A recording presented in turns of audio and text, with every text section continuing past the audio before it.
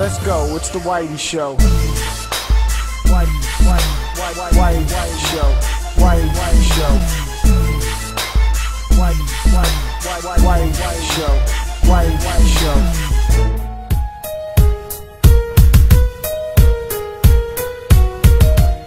So story starts off basically with Spider-Man destroying this tablet by accident, shattering the dimensions, and basically breaking that huge tablet into a bunch of little pieces, and each piece gives one of the Spider-Man villains superpowers, or even more superpowers than they originally had. And basically they are basically on cocaine or crack or whatever, and they can take a bunch more damage than usual and do all these fancy moves. And somehow each villain finds their way and catches a little piece, and that's what basically the story is driven by, each villain having a piece of the tablet and you having to recover that tablet and make it whole again. The story is nothing amazing. I will say that the voice acting is great. I LOL at almost everything that Ultimate Spider-Man and Amazing Spider-Man say. I feel they're the stars of the freaking game. They're so funny at some points.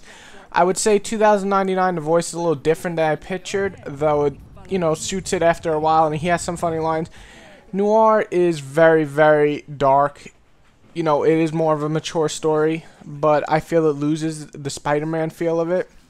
But it's still good enough. And overall, the story is not amazing or anything, but if you're into the original, Spider-Man has to save the world story, that's what you get. And the voice acting is top-notch, so not much to complain about in the story section.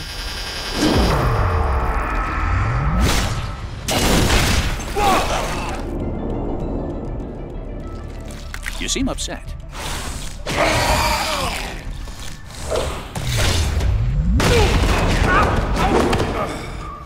I'm gonna make him pay for that. Just as soon as I can move. Look who we got.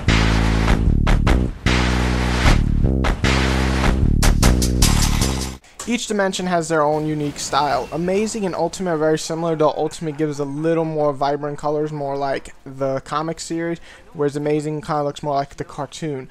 Overall, they're both really well done. 2099 definitely gives that futuristic look, and it does it well enough, and Noir definitely gives that old, moody, dark setting. All of them do their own job, and they're all unique in their own ways. The graphics are, top notch. I would say the only thing is that a lot of the enemies look the same no matter what level you go through, and of course that would happen with types of games like this and Wolverine and even Batman. All the enemies eventually just look the same, and you can't really fight them when you're playing a beat 'em up. But overall, in terms of explosions, effects, and the visual art, this is top-notch, and it looks great. I would say the only negative thing I can really think of is the cutscenes for the opening of each level are really stiff, and they look like they're kind of like wannabe like comic panels. They're like really slow and awkward for movements. I don't understand that because the rest of the game runs so fluently. But overall, that's my only complaint about the graphics, is the opening scenes for each level.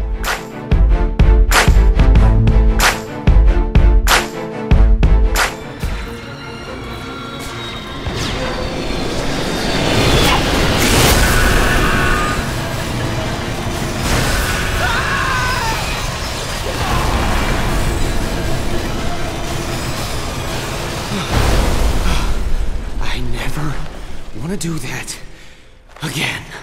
The gameplay really kind of feels similar in most of the universes except Noir, though they all have their own unique things, whereas Noir is basically the stealth gameplay of the thing and feels like a Splinter Cell or Batman Spider-Man edition, and it works really well, and it's actually not bad at all. But let me cover the other universes. Amazing and Ultimate are the most similar. Basically, you'll beat the enemy to a pulp with both of these. Amazing is more about using all these different attacks. Ultimate is mostly just beating the shit out of it because you have the symbiote suit on and you will basically destroy any enemy in your way. 2099 is very agile. He uses all these nice little moves and he's quick and he has some really swift attacks, which is cool because it makes him more like he's the quick guy and not so much focusing on power. And you basically have this ability where you can slow down time and beat the shit out of enemies. Whereas in the Ultimate universe, you basically go batshit berserk and beat the shit out of every enemy. So overall, they both equal out, slow down time, or just become super strong. Definitely makes those universes different when you're beating up enemies. Amazing is just plain old Spider-Man, but it works really well because I feel he has the most combos in the game, and you have to balance it out somehow. Noir really sucks at fighting, so you will focus mostly on stealth. The fighting sections in Noir are probably the worst sections in my opinion. Spider-Man is weak in this universe, and he's not really fun to play. You can die pretty easily, though you can recover health, and this is the only universe where you automatically recover health so fast. But it's just not fun, the combat, like in the other universes. The stealth, on the other hand, is actually pretty fun. It does slow down the gameplay a lot, and it sometimes may feel boring compared to the other universes. But overall, the setting and style is definitely different, and that makes it flow better because you're going into a whole new universe. So all 4 universes have their own unique things. I also like this new Web of Destiny. Basically, when you beat the shit out of an opponent, he will drop experience.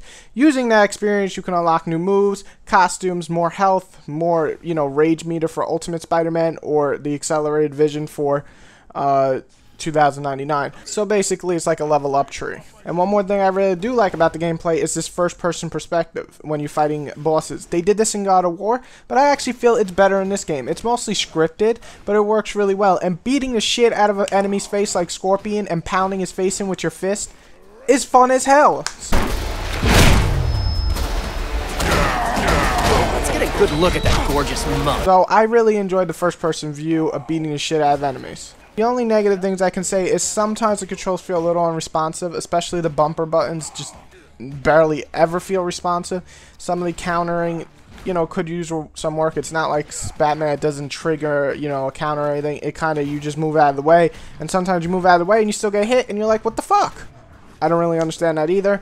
And there's a few glitches in the game, no lie. I didn't get too many. I got like 1 or 2 in the whole game, but I hear people get a lot more, so I feel bad for you guys. If you're fortunate like me, I download it to the hard drive. I have very little glitches, but there are there. So those are little negative things that bring down the gameplay. But if you're a Spider-Man fan, this is probably one of the better Spider-Man games out there. This is gonna be a bumpy ride.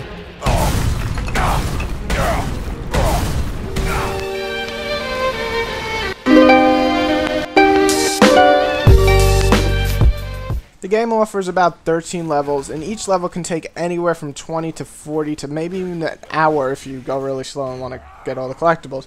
So it's not a short game. You definitely have a lot of gameplay here. You will probably replay the game to get the collectibles and finish the Web of Destiny and get all the experience you can to unlock all the costumes and all the cool moves that you can, pull off with all the different Spider-Mans.